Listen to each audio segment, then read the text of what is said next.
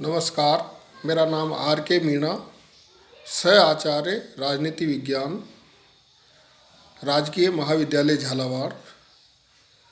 आज हम BA part 3 political science paper first में आदर्शवाद के प्रमुख सिद्धांत के बारे में चर्चा करेंगे।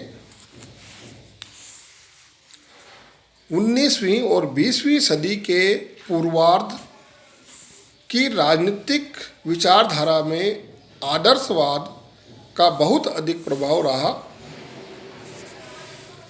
राज्य के संबंध में अपने दृष्टिकोण के आधार पर आदर्शवाद के उग्रवादी आदर्शवाद और उदारवादी आदर्शवाद इस प्रकार के दो पक्ष रहे हैं।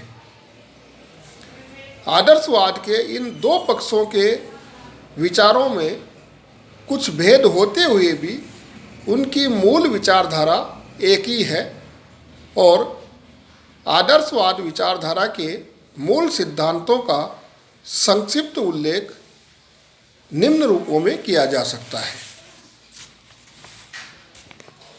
जैसे, राज्य एक नैतिक संस्था है। आदर्शवादी राज्य को प्रकृतिवादी तथा बुद्धिवादी विचारकों की भांति भौतिक आवश्यकताओं की पूर्ति का साधन मात्र न मानकर उसका अस्तित्व एक नैतिक संस्था के रूप में मानते हैं।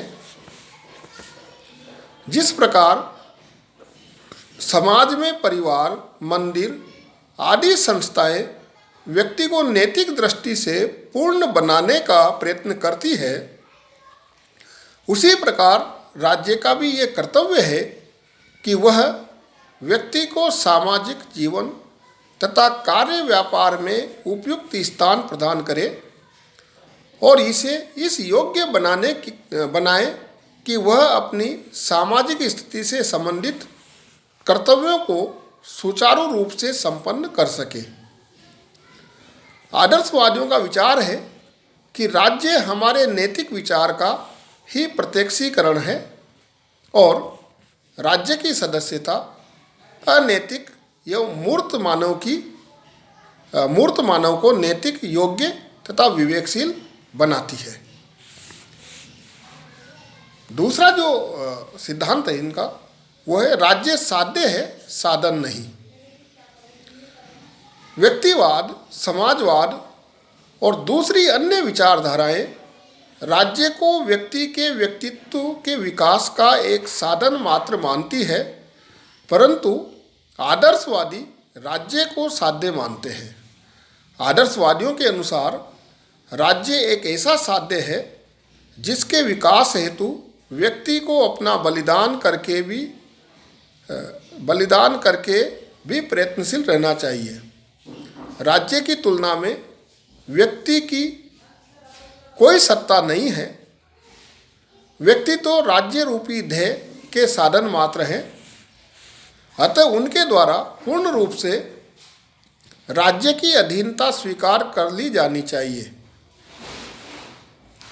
इस संबंध में बारकर ने लिखा है, आदर्शवादी साधारणतया अपनी विचारधारा का केंद्र व्यक्ति के स्थान पर राज्य को बनाते हैं। वास्तव में उनकी विचारधारा का प्रारंभ ही केंद्रीय सामाजिक व्यवस्था से होता है, जिसमें व्यक्ति को अपना निर्दिष्ट स्थान खोज लेना चाहिए। अर्थात उनके अनुसार समाज व्यक्ति के लिए नहीं है। तीसरा जो बिंदु है वो है राज्य का अपना लक्ष्य तथा व्यक्तित्व। आदर्शवाद के अनुसार राज्य का अपना पृथक व्यक्तित्व तथा इच्छा होती है। राज्य की ये इच्छा व्यक्ति की व्यक्तिगत व सामूहिक इच्छा से पृथक और उच्चतर होती है।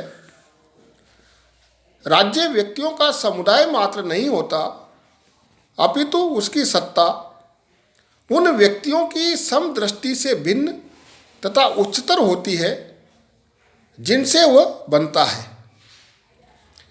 फिक्टे ने लिखा है, कि जिस प्रकार एक तेल चित्र तेल कणों का केवल समूह ही नहीं अपितु उससे अधिक है, जिस प्रकार एक पत्थर की मूर्ति संगमरमर के कणों का समूह मात्र नहीं है, जिस प्रकार एक मनुष्य घटकों तथा रक्त धमनियों का समूह मात्र न होकर उससे अधिक है, ठीक उसी प्रकार राष्ट्र व्यक्तियों का समूह मात्र न होकर उससे अधिक है।